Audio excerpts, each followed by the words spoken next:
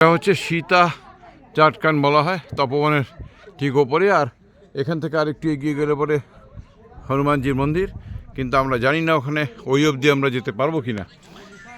আমরা দেখে নিই এখান থেকে চারদিকের দৃশ্যটা, উঁচু থেকে সমস্ত গ্রামটা দেখা যাচ্ছে।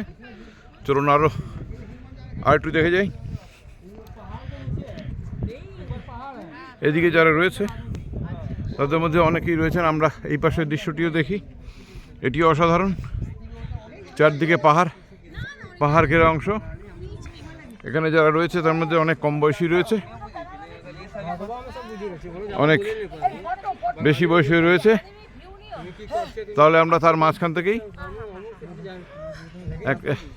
একটি দল এসে পৌঁছেছে, তাদের মাঝখান থেকে আমরা চারদিকের দৃশ্যটি দেখলাম। তবে অবশ্যই মনে রাখবেন যে এখানে আসতে হলে নিজেরা আসবেন। এখানে প্রচুর পরিমাণে হনুমান রয়েছে, কিন্তু হনুমানের বিরক্তি উৎপাদন বা তাদের অত্যাচারের থেকে কিন্তু আমাদের মনে হয়েছে যে মানুষ যারা নাকি ব্যবসায়ী, যারা নাকি অন্য সবাই রয়েছে, বিভিন্ন দালাল সম্প্রদায় বা গাইড রয়েছে বা পণ্ডিত রয়েছে, তাদের অত্যাচার অনেক বেশি। সাবধানে থাকবেন, নিজেদের মধ্যে আত্মবিশ্বাস রাখবেন, নিজেরা উঠে আসতে পারবেন, ধীরে ধীরে চলবেন, ভালো থাকবেন।